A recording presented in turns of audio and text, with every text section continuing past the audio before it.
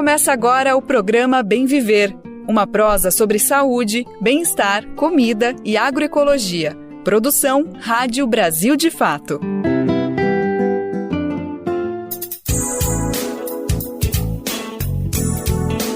Olá, hoje é quinta-feira, dia 29 de novembro de 2023. Esse é o Bem Viver, programa produzido pela equipe do Brasil de Fato. Eu sou Letícia Holanda e tenho a honra e a alegria de substituir na apresentação, nos próximos 3 dias, o meu querido amigo e colega de redação, Lucas Weber. Então, bora lá começar mais um Bem Viver. E vamos aos destaques dessa edição. A periferia de Belo Horizonte e municípios da região metropolitana sofrem com a falta de água. Na COP28, Brasil volta a dar exemplo após 4 anos de apagão ambiental.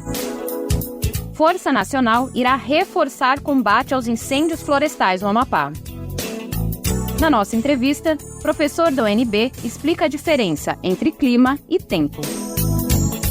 Na série especial Comidas de Terreiros, vamos conhecer quais alimentos são tradicionalmente oferecidos a Orixá e Iemanjá. E ainda, entender como os terreiros podem ser importantes locais de acolhimento e bem-estar.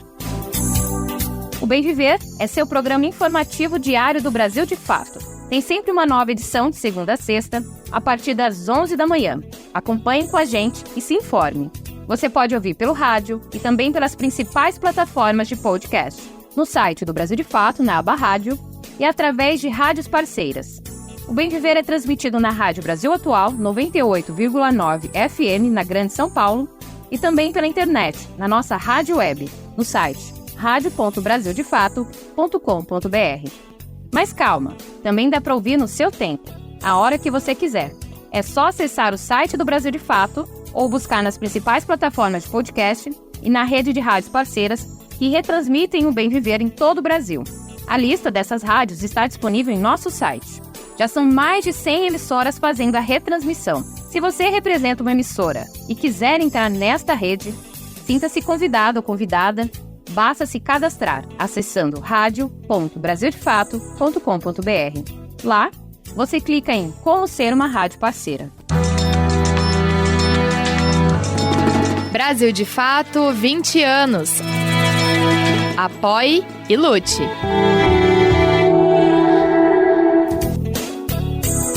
E vamos ao nosso primeiro destaque. A periferia de Belo Horizonte e municípios da região metropolitana sofrem com a falta de água. O sindicato, que representa os trabalhadores da Copasa e parlamentares de oposição, denunciam o desmonte da estatal responsável pelo abastecimento de água. Saiba mais na reportagem de Ana Carolina Vasconcelos.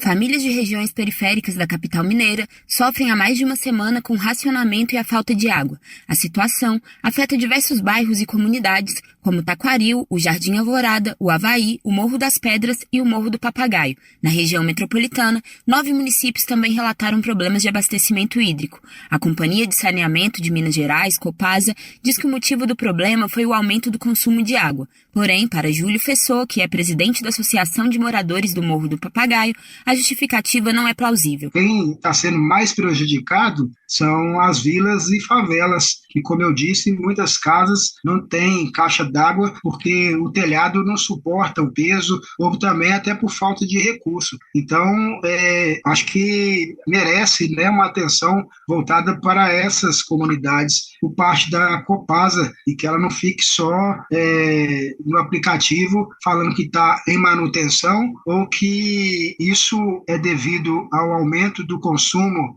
de água. Como eu já disse antes, a gente aqui não tem como aumentar o consumo a não ser para beber, porque a gente não tem piscinas, a gente não tem grandes reservatórios e nem caixa d'água gigante. A falta de água também impacta o funcionamento de equipamentos públicos, como explica a deputada estadual Andréia de Jesus, do PT. Ela nasceu em Ribeirão das Neves, um dos municípios da região metropolitana de BH, afetados pela falta de abastecimento.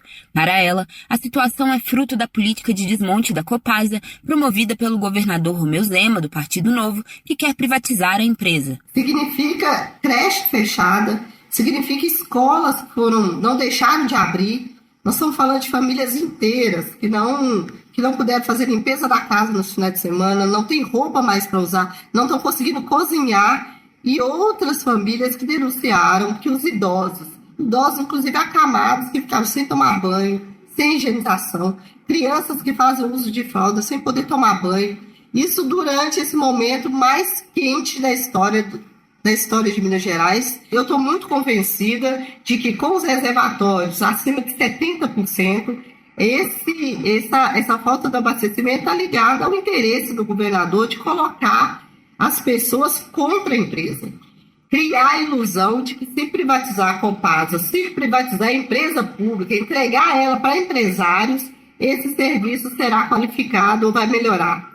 Não é verdade. Eduardo Pereira, que é presidente do Sindicato dos Trabalhadores nas Indústrias de Purificação e Distribuição de Água e em Serviços de Esgotos do Estado de Minas Gerais, o Sindágua-MG, explica que o desmonte da Copasa, promovido pelo governador, vai da demissão de trabalhadores até a falta de investimentos. O governo Zema foi eleito prometendo privatizar a Copasa e a CEMIG, dizendo que são empresas ineficientes e que só servem para cabide de emprego. Daí, ele iniciou um projeto de destruição da Copasa e tanto da CEMIG também. Na Copasa, o governo fez um PDVI e demitiu 2.000 trabalhadores, terceirizou o serviço de leitura, unificou alguns distritos na região metropolitana de Belo Horizonte e acabou com 5 distritos operacionais no estado e mais 3 superintendências. Ele está priorizando os investidores e esquecendo dos investimentos. A Copasa tem dinheiro e é uma empresa altamente lucrativa, mas ele não está nem aí com isso. E por isso, ele não vai fazer os investimentos necessários para que não aconteça esse desabastecimento que está acontecendo na região metropolitana de Belo Horizonte. De Belo Horizonte, para a Rádio Brasil de Fato, Ana Carolina Vasconcelos. A reportagem entrou em contato com o governo de Minas Gerais, questionando sobre a falta de água e as denúncias de desmonte da Copasa, mas não tivemos resposta. Já a Copasa reafirmou que o aumento do consumo de água é o responsável pelo desabastecimento. Na COP28, o Brasil volta a liderar e dar exemplo, após 4 anos de apagão ambiental. Conferência do Clima marcada por baixa participação popular começa em meio a contradições de um país sede petrolífero.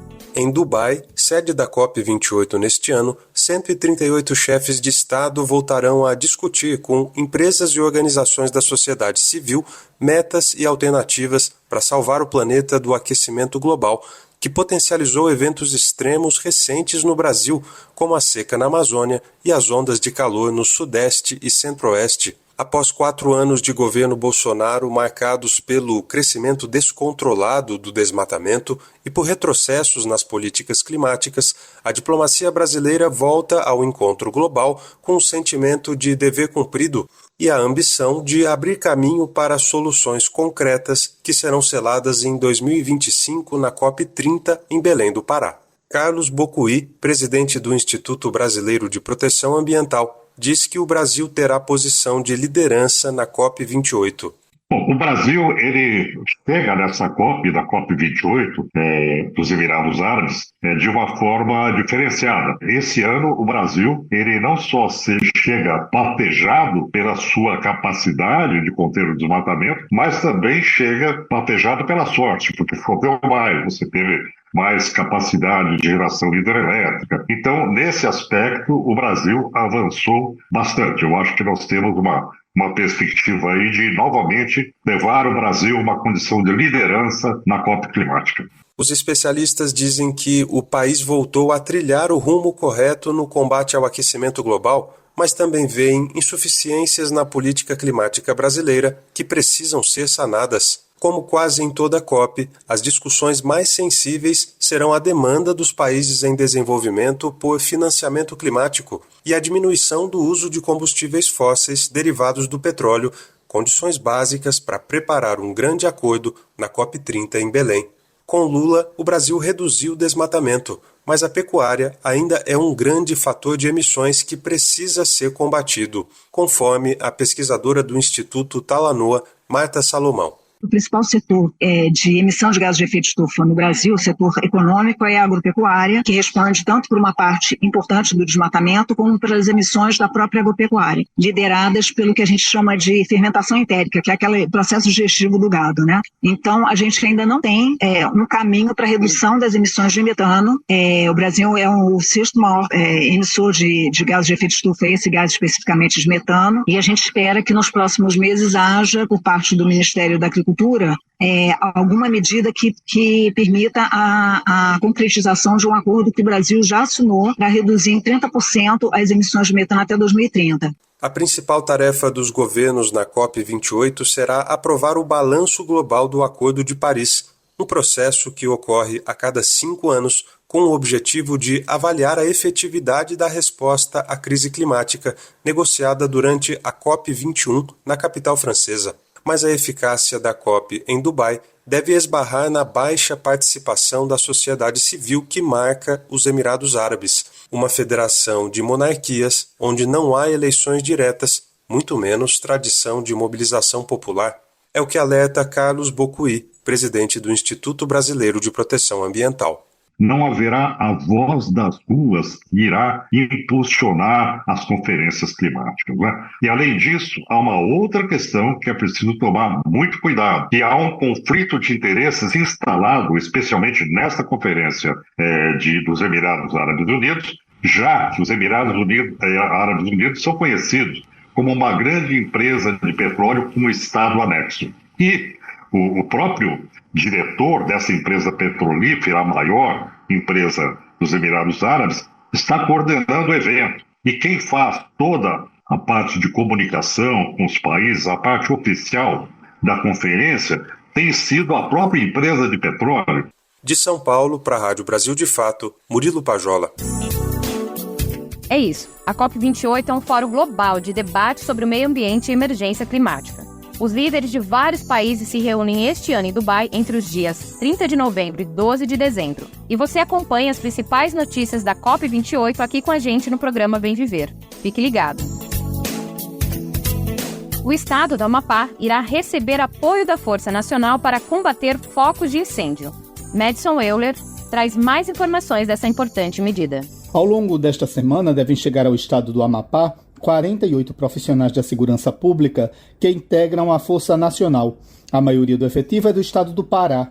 O reforço atende uma solicitação do governo amapaense por mais recursos humanos e equipamentos no combate aos incêndios florestais e rurais no estado. Nesse fim de semana, já foram enviados de Brasília para o estado do Amapá picapes de combate a incêndios que permitem acesso a locais mais difíceis, motobombas, sopradores que empregam contenção, especialmente sobre a linha de fogo, e as mochilas que auxiliam a resfriar áreas onde os incêndios já foram combatidos, mas ainda restam pequenos focos para serem controlados.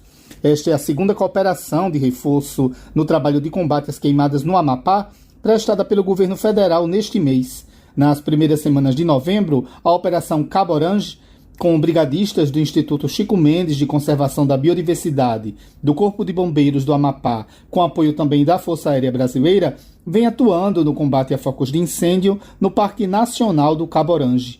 A unidade de conservação, que está localizada no litoral do Amapá, entre as cidades de Calçoene e Oiapoque, extremo norte do estado.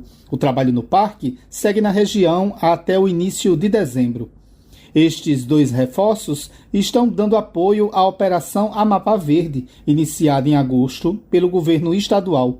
Ao longo de 100 dias, já foram combatidos 719 incêndios florestais pelas equipes do Corpo de Bombeiros. Ao todo, 600 militares estão atuando de maneira coordenada em equipes de 55 bombeiros, ficando 15 dias nas bases avançadas nos municípios de Calçoene, Oiapoque, Tartarugalzinho, Ferreira Gomes, Porto Grande, Laranjal do Jari e Vitória do Jari.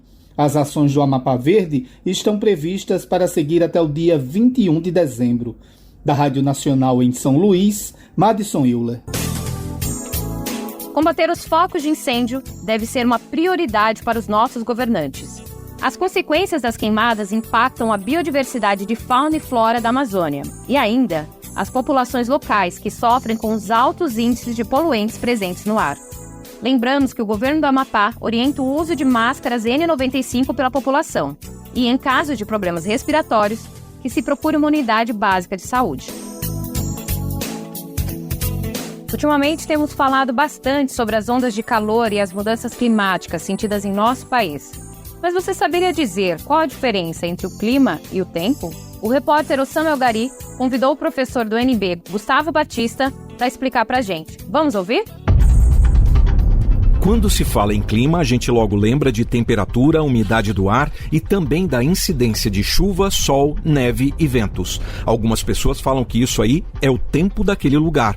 Mas então, qual é a diferença entre clima e tempo? Quem explica é o professor do Instituto de Geociências da Universidade de Brasília, Gustavo Macedo de Melo Batista. A diferença entre tempo e clima é que o tempo, ele mede as variações momentâneas do estado da atmosfera. Ou seja, se está chovendo, qual a temperatura, como é que está a umidade naquele momento. O clima não. O clima pressupõe uma média histórica dos diversos elementos climáticos para que você possa dizer como é o clima daquela região.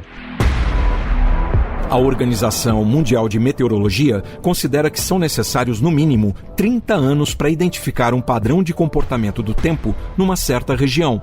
O Brasil tem 6 climas diferentes. O equatorial, do norte do país, tem temperaturas médias acima de 25 graus Celsius e alta umidade relativa do ar o ano inteiro. Por lá, não existe uma estação seca. Já o clima semiárido do Nordeste tem temperaturas elevadas e baixa umidade do ar o ano todo, com estação seca por vários meses. Para especialistas, esses padrões têm mudado no Brasil e no mundo. Ou seja, uma mudança climática está em andamento. O professor Gustavo Batista da UNB opina que isso está acontecendo por causa da ação humana. Mudanças climáticas sempre existiram, mas a gente vem experimentando mudanças mais significativas, principalmente por causa da população mundial. Uma utilização muito intensa de recursos naturais, uma relação pouco sustentável entre população e ambiente, e isso tudo tem gerado impactos locais, regionais, em escalas até mais globais do que a gente vinha experimentando antes. Esses impactos já estão no nosso dia a dia. Secas mais intensas, grandes tempestades, frio mais rigoroso, mudanças nas estações do ano, altas temperaturas e nevascas mais intensas. E, segundo a Organização das Nações Unidas, esses eventos extremos são impulsionados pelo uso intenso dos recursos naturais que provocam o aquecimento global. Em março deste ano, o último relatório do IPCC, o painel intergovernamental sobre mudanças climáticas da ONU, mostrou isso. A temperatura média mundial já subiu 1,1 graus Celsius acima dos níveis antes da industrialização dos países. Para a ONU, isso é consequência do uso intenso de combustíveis fósseis como petróleo, gás e carvão em usinas termoelétricas e veículos, e também da atividade industrial e da agropecuária convencional. Mas há quem se pergunte, essa mudança climática não seria da própria natureza, um ciclo normal do planeta? O professor Gustavo Batista responde. A natureza é responsável por mudanças climáticas, sim. Nós já tivemos momentos mais quentes do que o atual. Os vikings, por exemplo, navegavam na região do Ártico, que hoje é uma região muito fria. A Groenlândia, em inglês, o nome dela é Greenland, ela já foi uma terra verde, hoje ela é coberta por gelo. E esses ciclos obedecem a questões como fonte de energia, o sol, as erupções vulcânicas, então interferem sim, são motores bastante poderosos nessa questão. Só que, segundo o professor, o que a gente vê hoje tem a digital da humanidade. A mudança climática, ela tem uma interferência muito maior hoje das atividades humanas do que efetivamente essas grandes alterações, principalmente nas escalas mais locais e mais regionais. As consequências dessas mudanças climáticas você acompanha amanhã na próxima reportagem da série Mudanças Climáticas, uma ameaça à segurança alimentar. Com produção de Salete Sobreira, edição de Sheila Noleto e sonoplastia de José Maria Pardal, da Rádio Nacional em Brasília, Osama Elgauri.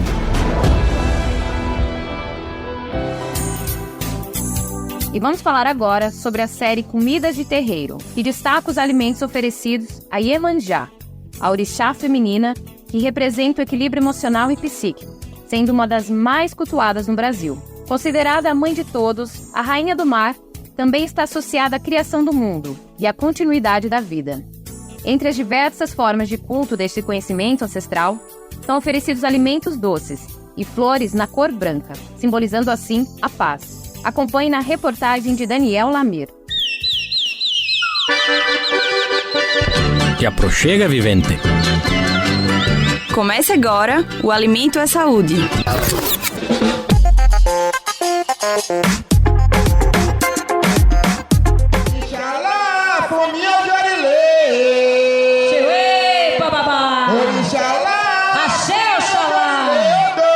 Senhor de todas as possibilidades e Pai da criação nas religiões de matriz africana.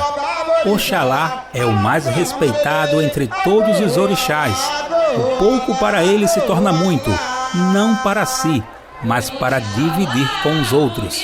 Por isso, as oferendas para Oxalá são simples.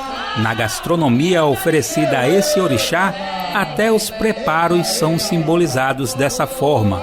O ebô, por exemplo, não leva sal, nenhum condimento. O babalorixá Douglas Dogmaleci, de Jaboatão dos Guararapes, em Pernambuco, explica. A gente tem nas casas, nos templos religiosos, nos terreiros de candomblé, a gente tem um ebô de Oxalá, que é feito com arroz branco, que leva a lobaça e leva a inçaba, a folha de Oxalá, que é arriado para dar equilíbrio à casa, para trazer paz, trazer saúde. No sentido de buscar paz, saúde e tranquilidade, o ebô faz parte do conjunto de comidas funfun, ou seja, na língua iorubá, comidas brancas. Além da cor, as formas, cheiros e sabores representam os princípios da criação do mundo e da humanidade. É o que explica Douglas. Geralmente são elementos, são comidas que são votivas para equilíbrio de firmeza de cabeça, né, para pedir a paz dentro de um terreiro de candomblé, para pedir a união. Oxalá é o orixá mais velho, é aquele que todo mundo bate cabeça, é aquele que todo mundo deve pedir a goibença e bandagira.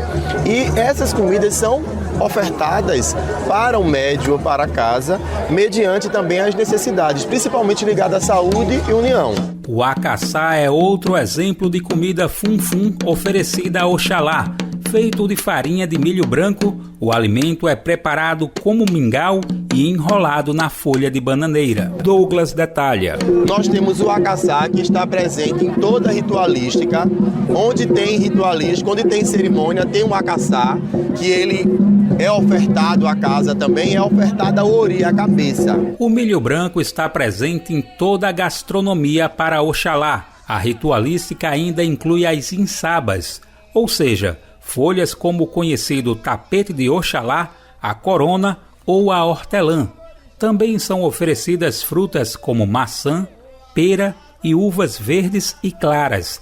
Assim, o branco da comida não se separa da cor das roupas e de outros objetos durante o Ajeum, ou seja, do se alimentar junto entre as pessoas e os orixás, como aponta Douglas. Então, cada grão e a cada comida que a gente oferta, ela tem um significado e ela tem um símbolo dentro do estético, do físico e também dentro do interno e do espiritual, né, que está para além de nós. Embora as comidas, folhas e preceitos variem de casa para casa, o branco é a cor e identificação predominante de Oxalá em todos os lugares das religiões de matriz africana. Orixalá era o funfun. Os alimentos para Oxalá e outros orixás fazem parte de uma teia ancestral entre o mitológico e o social. De uma alimentação de corpo e de alma, essas comidas também buscam nutrir a paz nas comunidades. Como explica o babalorixá Wesley Máximo, de Olinda, em Pernambuco. Quando as pessoas chegam no terreiro, elas chegam entendendo que aquele lugar ali é muito parecido com o movimento do CRAS, do CREAS, que é uma conotação política, porque de fato a gente acolhe essas pessoas que estão ali. Então a gente alimenta o corpo, né, a fome, sacia o imediato, a gente organiza as pessoas para, a partir de então, ter uma vivência mais comunitária, mais familiar.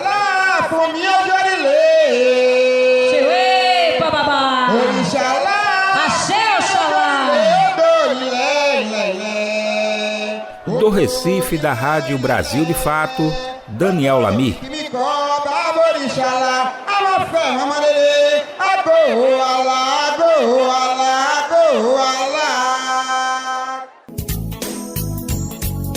Acabamos de escutar a série especial Comidas de Terreiro, que destaca as tradições alimentares e culturais das religiões afro-brasileiras.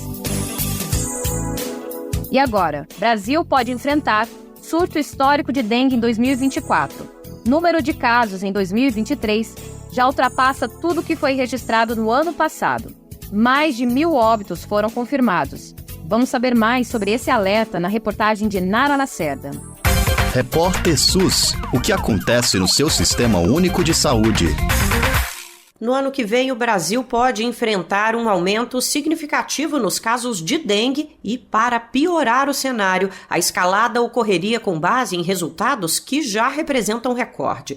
Em nota informativa divulgada neste mês, o Ministério da Saúde reforçou alertas de entidades científicas para uma onda de infecções que pode superar números históricos.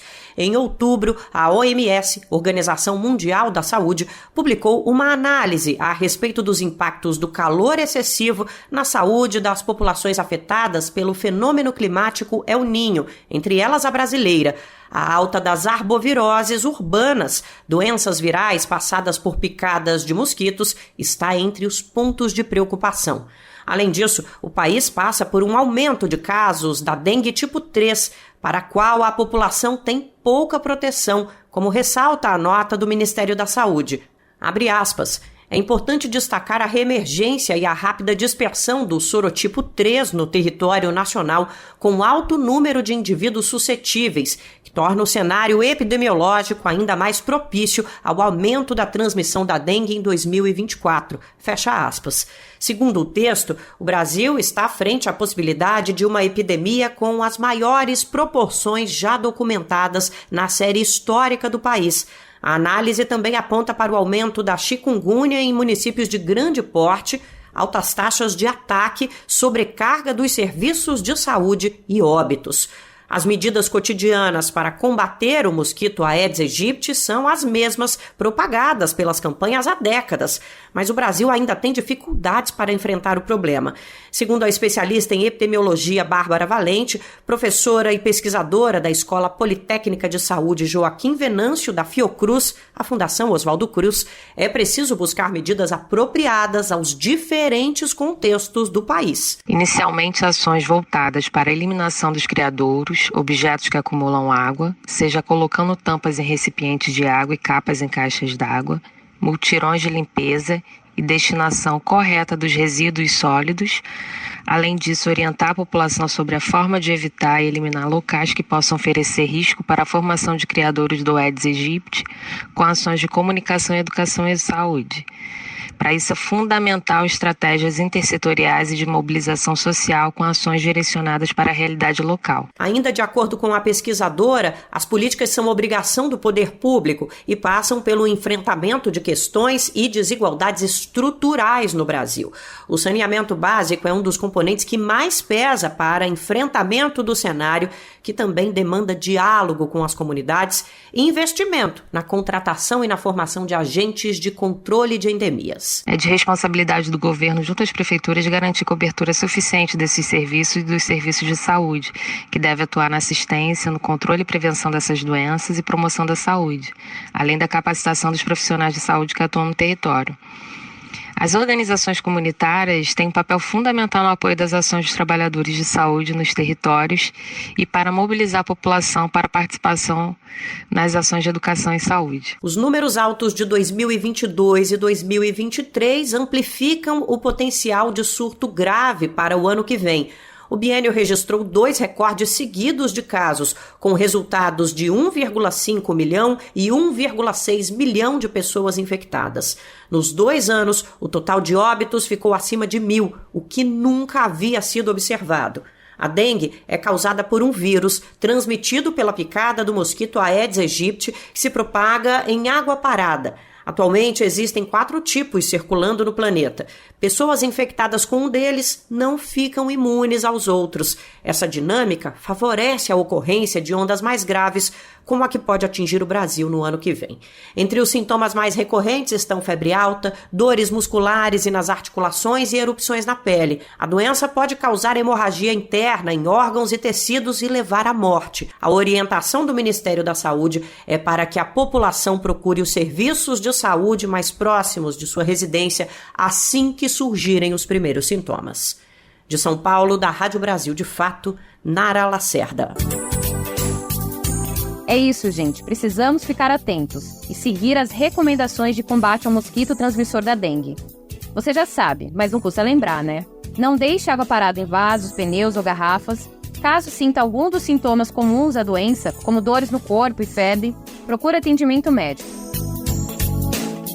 E ainda falando do combate ao Aedes aegypti, começou na última segunda-feira, dia 27, a Semana Estadual de Mobilização contra a Dengue em São Paulo. Vamos conferir as informações com Leandro Martins sobre essa campanha necessária e que pode salvar vidas. Começou nesta segunda-feira em São Paulo a Semana Estadual de Mobilização Social contra o Aedes aegypti, o mosquito transmissor de doenças como dengue, chikungunya e zika vírus. O objetivo é realizar uma ação conjunta entre a população e autoridades de saúde para reduzir o número de casos, que aumentou em quase 10% neste ano em quase todos os municípios paulistas. Até a última sexta-feira, dia 24, foram confirmados quase 312 mil casos de dengue. 276 pessoas morreram em consequência da doença no estado. Em relação à chikungunya, foram mais de 2.150 registros confirmados com 12 mortes. A zika vírus teve 4 casos confirmados no mesmo período. 8 municípios estão em situação de risco e outros 79 em alerta.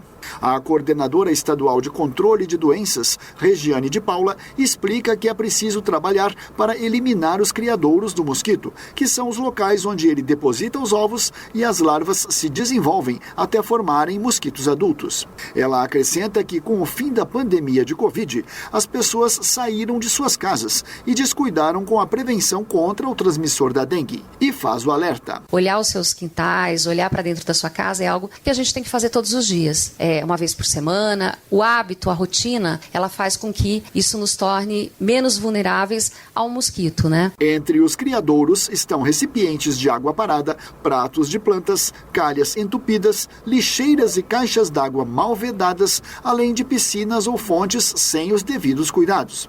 Quem tiver qualquer sinal ou sintoma de dengue, chikungunya ou zika, com dores no corpo e febre, pode procurar o SUS, que oferece diagnóstico e tratamento integral e gratuito. Da Rádio Nacional em São Paulo, Leandro Martins. Programa Bem Viver, uma prosa sobre saúde, bem-estar, comida e agroecologia.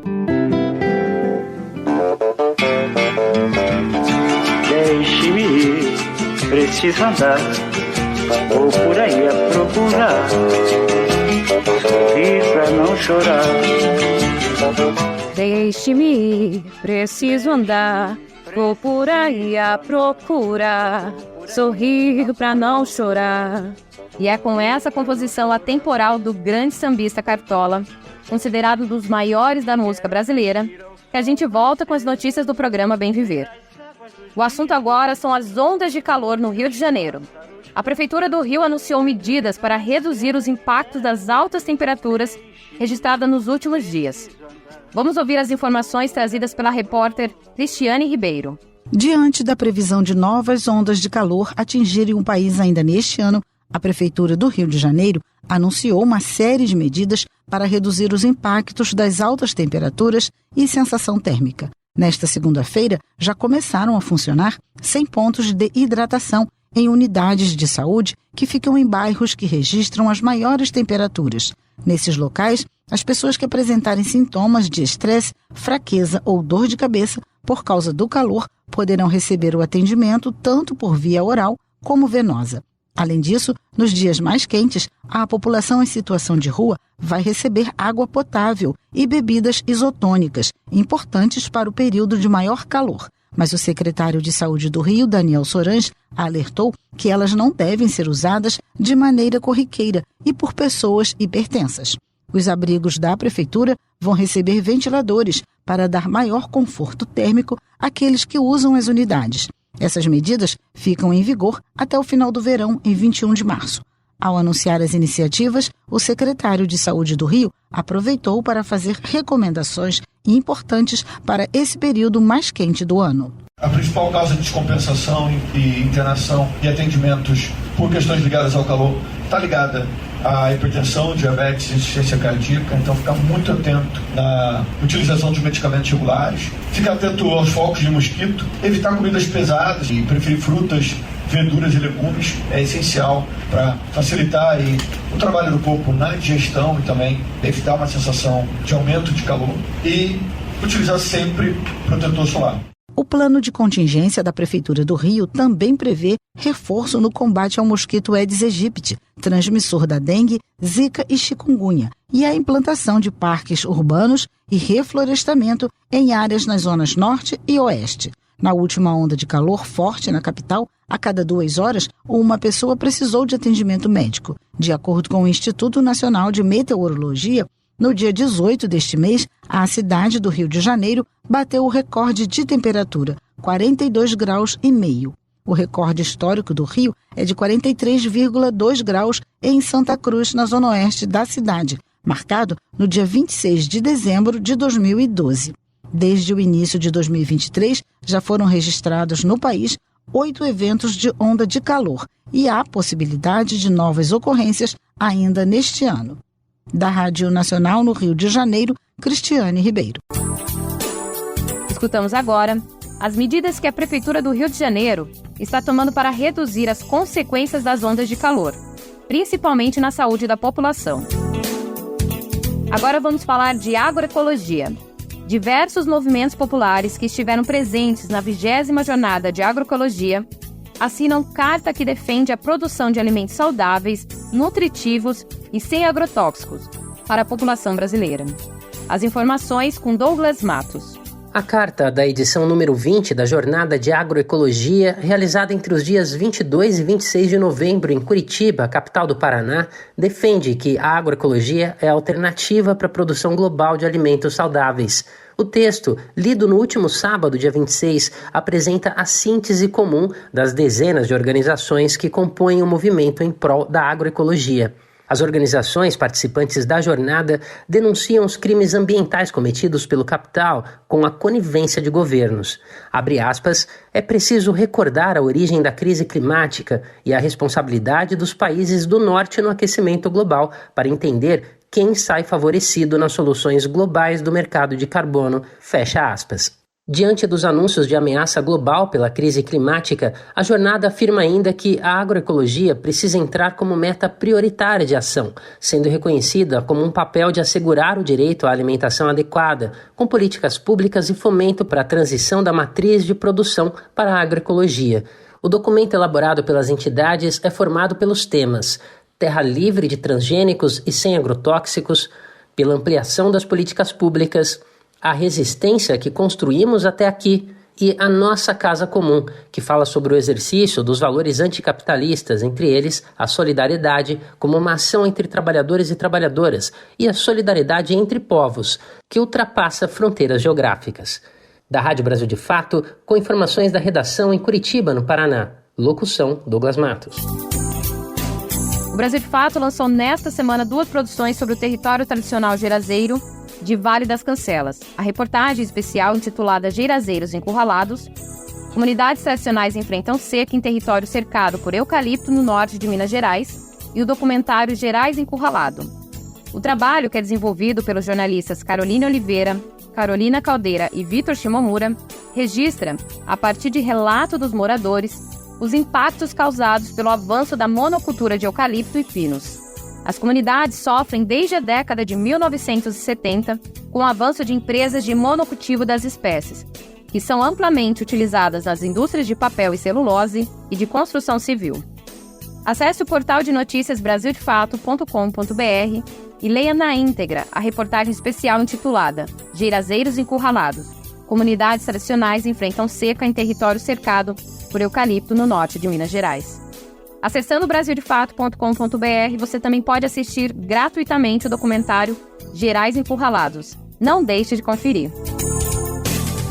Na entrevista de hoje, vamos ouvir a conversa do jornalista Lucas Weber com o professor e historiador Luiz Marques, que, entre outras coisas, aborda dados da emergência climática, tema de suas pesquisas e do livro Decênio Decisivo.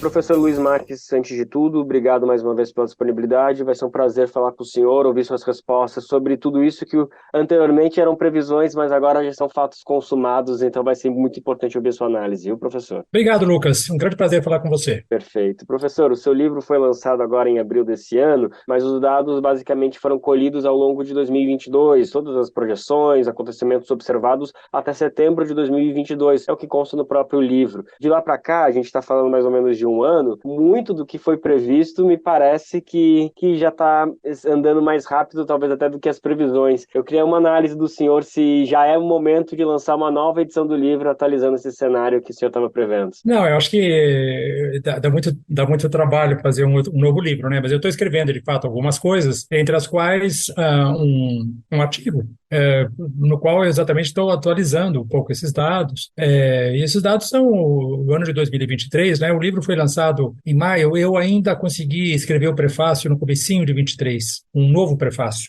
em 2023. Comecinho, desde então, bom, o livro já agora está aí nas livrarias, foi lançado em maio, né? Então um semestre mais ou menos. E de fato, quer dizer, a situação ocorreu, né, desde junho de 2023, surgiu o El Niño, né? O El Niño foi declarado oficialmente pela Organização Meteorológica Mundial e esse El Niño aparentemente ele não será tão forte, ou não será em todo caso mais forte do que o de 2015 e 2016, o último El Niño, né?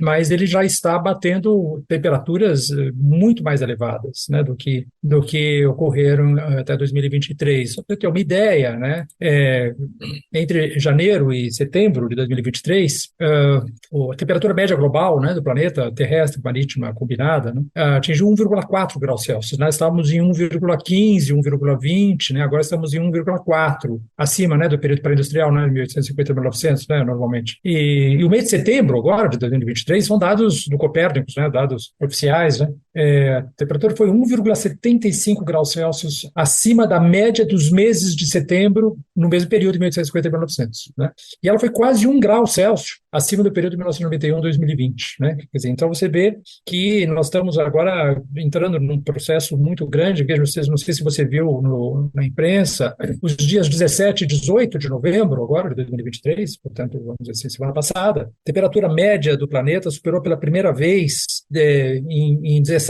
de novembro, ela chegou a 2,07 graus Celsius. E em 18 de novembro, chegou em 2,06 graus Celsius. Então, você vê que nós estamos numa situação muito, muito, muito mais grave do que aquilo que a própria comunidade científica imaginava, né?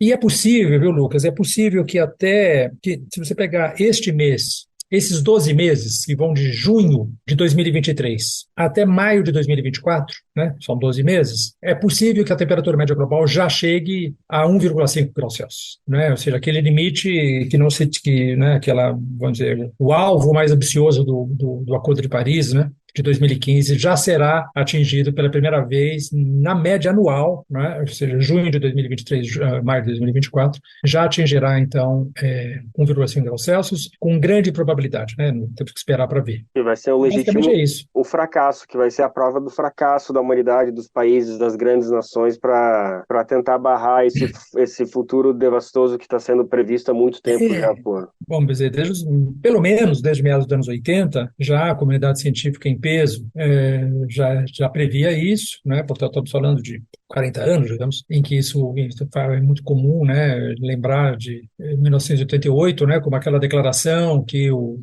James Hansen fez no Senado, né, dos Estados Unidos, dizendo, global warming, né, o aquecimento global não é mais uma hipótese, não é mais algo futuro, é uma coisa que começou agora e ele está efetivamente influenciando o clima presente, né? Isso, uma declaração que saiu na manchete, capa da New York Times, etc. 1988 também é o ano da criação do IPCC, né, do painel intergovernamental para mudanças climáticas, e desde então o IPCC já fez 6 grandes relatórios gerais, fez 3 relatórios espaciais, e o último agora de 2021-22, nada foi feito, né? Desde 1995 nós já temos 27 COPs, vai começar a próxima COP agora, semana que vem, em Dubai, não sei se você viu pela imprensa, Dubai está debaixo da água, completamente inundada, e eu acho que vai ser muito difícil eles conseguirem fazer, fisicamente falando, eles conseguirem fazer essa reunião debaixo d'água como está acontecendo agora. E, de alguma maneira, né, uma espécie de vingança, não, da ciência em relação ao desprezo completo, né, que, de forma geral, o sistema econômico globalizado, que nós damos o nome de capitalismo, né, de forma geral, e isso inclui países como a China, a Rússia, etc. Não é? Esses países, esse sistema capitalista global é um sistema que é completamente incompatível com qualquer estabilização do sistema climático, completamente incompatível. Professor, você estava falando bastante, enfim, a ciência toda fala muito desse marco de comparação que foi esse período pré-industrial ali, que de 1850 até 1900. Todas as análises, elas sempre partem desse momento, que é, enfim, quando começaram todos esses avanços impensáveis, imensuráveis para a destruição do planeta. Eu fico pensando que hoje a gente vive um momento, tantos anos depois, será que a gente está vivendo um novo marco em relação a 1850 e 2000 e 1900, no sentido de que talvez hoje o capitalismo atual consiga estar sendo mais devastoso do que aquele que a gente tinha como referência naquele período? Será que talvez o capitalismo está conseguindo se superar para ser mais desastroso daquele que a gente tem como referência? Muito mais, né? Muito mais. Várias ordens de grandeza mais destrutivo do que ele foi, inclusive porque, né, 1850 e 1900 é considerado erroneamente, né, o período pré-industrial, porque na verdade já tínhamos um século de revolução industrial naquele momento, porque nesses 50 anos você já tem mensurações instrumentais do clima mais ou menos generalizadas no planeta. Então você pode ter claramente então uma referência instrumental, né, termômetros que estavam funcionando e, portanto, te dá uma referência que não é uma referência indireta do clima, é uma referência direta. Esse é o primeiro ponto. O segundo ponto é porque, por mais que nós já tivéssemos um século de revolução industrial, ou quase um século, as emissões de gases de efeito estufa, até aquele momento, não eram suficientes para alterar o clima. Quer dizer, estavam crescentes, tal, mas não tinham ainda atingido uma densidade e tal, as concentrações atmosféricas, né, desses gases não eram suficientemente altas para interferir no clima. E isso começa a ser percebido só após 1920. Né? Se você pegar esse período de referência, você começa a perceber que existe efetivamente, então, um aquecimento instrumental, mensurável, claramente, em nível global, a partir de 1920, a partir dos anos 20, e de 1920 a 1970, você tem um aquecimento médio global de 0,2 graus Celsius. Já é alguma coisa que pode ser claramente constatada. Mas de 1970 a 2010, Lucas, estamos falando, portanto, de 40 anos, o aquecimento global ocorreu uma taxa de 0,18 graus Celsius por década. A cada década, né? Quer dizer, percebe de 1920 a 1970, 0,20, 0,2. De 70 a 2010, 0,18 a cada década, né? A cada década. Então, nós chegamos em 2015 1 grau, né? Acima do período pré-industrial. E agora, de 2011 até 2040, 2050, o ritmo do aquecimento é muito maior, né? Ele é muito maior, ele é no mínimo de 0,27 graus Celsius por década, no mínimo 50% mais rápido do que ele foi de 70 a 2010. Mas ele pode chegar a ser 0,36 graus Celsius, 0,27 a 0,36. Isso é o que significa que a cada 3 décadas, na pior das hipóteses, e a cada 4 décadas, na melhor das hipóteses, nós vamos aumentar 1 grau. Né? Aquilo que demorou de 1920 a 2015, nós aumentamos 1 grau. Agora, a cada 3 ou 4 décadas, nós vamos aumentar mais 1 grau. Né? E isso supõe o quê? Supõe claramente, então, impactos completamente gigantescos no planeta. Né? Completamente gigantescos no planeta. E esses dados que eu estou dizendo a você são convergentes, são da NASA, são do Copérnico, são do Earth Berkeley, são de todas as agências internacionais que estão medindo, então, as temperaturas, portanto, não é possível contestá-las, porque elas são convergentes. Então, não há dúvida quanto a isso. Né? Pode haver dúvida em relação, uns falam 0,27, outros falam 0,32, países, outros falam 0,27 a 36, mas nós estamos claramente, no mínimo, a 50%, a uma taxa de crescimento 50% mais rápido do que foi entre 70 e 2010. É uma coisa que pessoas da sua geração vão sentir de uma maneira absolutamente cruel. Um futuro, que eu estou falando, é um futuro de 20 anos, 10, 15, 20 anos. Professor, falando um pouquinho sobre esses impactos que as pessoas vão sentir, tem uma frase meio brincadeira, meio muito verdade, que diz que é mais fácil imaginar o fim do mundo do que o fim do capitalismo, né? Mas frente a essas mudanças climáticas que estão acontecendo, essas mudanças climáticas podem ser capazes de derrubar o capitalismo? É possível a gente falar sobre isso? É que derrubar é um verbo muito pouco, diz pouco, né? O que eu acho que a gente pode claramente caracterizar é que nós vamos começar a ter uma economia que é disfuncional, completamente disfuncional. Ou seja, ela vai começar a decrescer. Os PIBs mundiais vão começar a decrescer e a começar pela produção agrícola. Que a produção agrícola, evidentemente, é muito mais vulnerável às mudanças climáticas do que, vamos dizer, uma fábrica de chips, certo? Claro, uma fábrica de chips você põe lá ar-condicionado e continua por um tempo ainda, um certo tempo, certo? A agricultura você não põe a tua colheita em um ar-condicionado, tá certo? Então você tem variações muito graves, muito drásticas, muito extremas de temperatura, que destroem completamente a produtividade agrícola, né? Ou seja, vão aumentando cada vez mais o risco de você plantar e não colher, ou colher muito menos do que você plantou. E isso já está acontecendo agora no Brasil e ainda mais na Argentina. No Brasil, você está vendo acontecer, inclusive, o perigo cada vez maior de você não ter a safrinha do milho, né, entre as duas safras da soja. Você tem hoje níveis de distúrbios climáticos, essas inundações gigantescas no sul do Brasil e secas gigantescas também no centro-oeste, no norte do Brasil, no nordeste, que estão levando, então, a agricultura a seu extremo, né? Então, por mais que a Embrapa consiga trabalhar para aprimorar sementes e fazê-las mais resistentes, mais adaptadas às secas, etc., a velocidade desse processo é tal que não há chance de que o Brasil permaneça um país com alta produtividade agrícola nos próximos anos. Não há chance disso. Os únicos que não perceberam isso ainda é o agronegócio. O agronegócio continua destruindo, continua queimando, etc., sem perceber que, no fundo, ele não vai ser a última vítima. Muito pelo contrário. Então, claro, e aí você tem, então, uma situação em que a forma como a economia está organizada, as grandes cadeias globalizadas, etc., começam a desmantelar, né? O que vai se suceder a isso é uma incógnita. Depende um pouco da gente, depende um pouco das sociedades.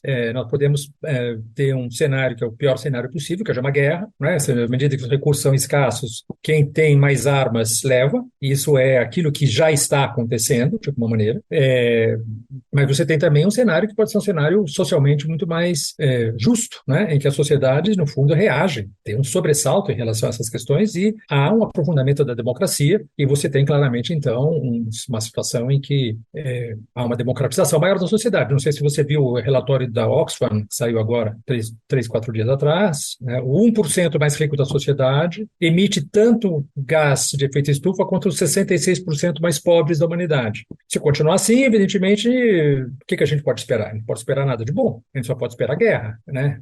Só pode esperar destruição, sofrimento, etc., etc. Agora, se a gente acordar como sociedade, fizer a lição de casa, arrebatar o poder desse 1%, porque esse 1% controla tudo. Ele controla os investimentos, ele controla a informação, ele controla as grandes cadeias de imprensa, ele controla a informação, portanto, a informação de massa, ele controla todas as tomadas de decisão governamentais. Então, esses caras é que dominam o planeta. E como eles já demonstraram abundantemente que eles não vão mudar de trajetória, caberá aos 99% tomar alguma atitude em relação a isso. Se os 99% não forem capazes de politicamente tomar as rédeas do seu próprio destino, não sei se esses 99% também merecem muito sobreviver, entendeu? Porque depende da gente, não é um meteoro, certo? Depende da sociedade. E nós sabemos, contrariamente às civilizações anteriores que colapsaram, nós sabemos as causas e nós sabemos como reagir a esse processo, certo? Se a gente não reage, é por pura incapacidade, inércia política.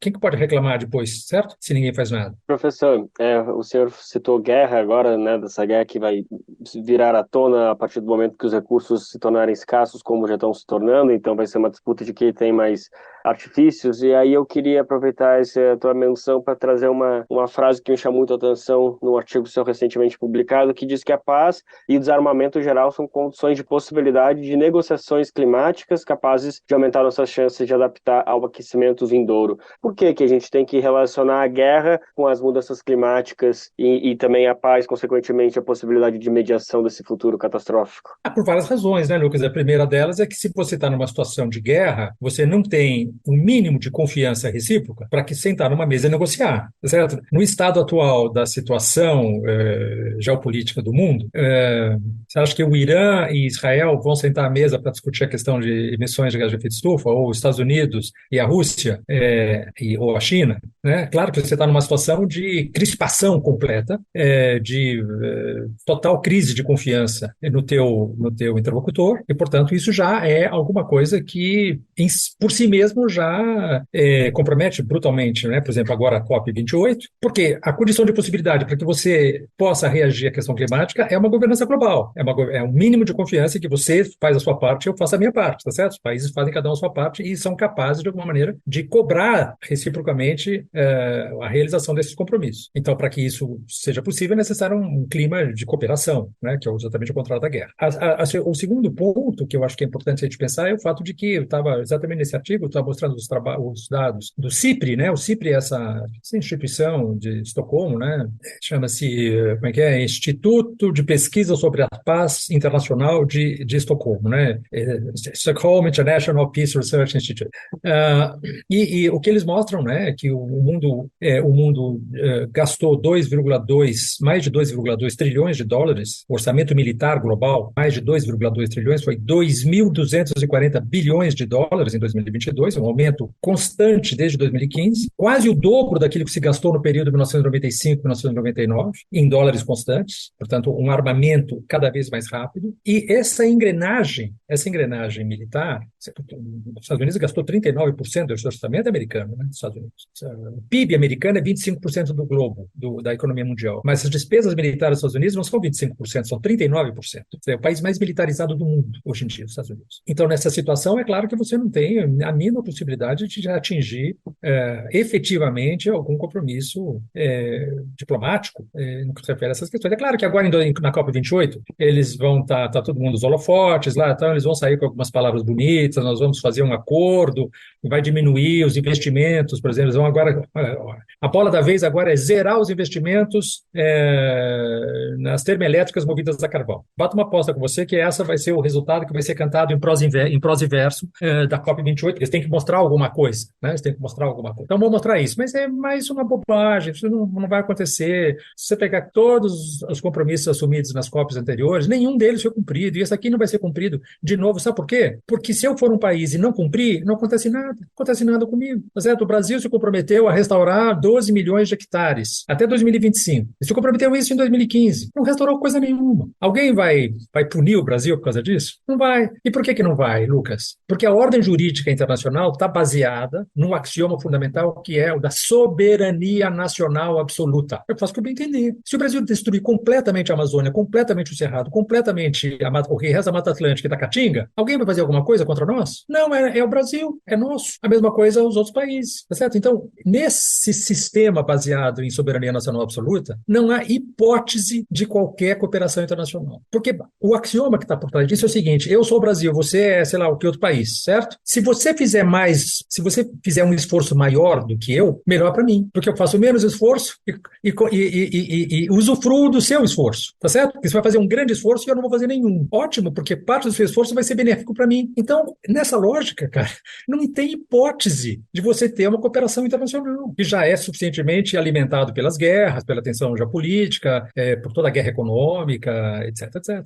Eu acho que a ideia era tentar ter nessa entrevista assim, ainda com alguma perspectiva de futuro, com alguma maneira que a gente pudesse olhar de alguma maneira que as coisas podem melhorar, mas talvez não seja o momento ideal para forçar essa barra. De qualquer forma, eu acho que a gente conseguiu atender bem as expectativas, então eu queria agradecer mais uma vez a disponibilidade, viu, professor? Eu que agradeço, Lucas, mas olha, mais uma vez eu insisto, depende da gente. Não é nem um extraterrestre, nem um meteoro. São as sociedades que são capazes, ou não, se mostrarem capazes ou não, de tomar em mão o seu próprio destino. É basicamente isso.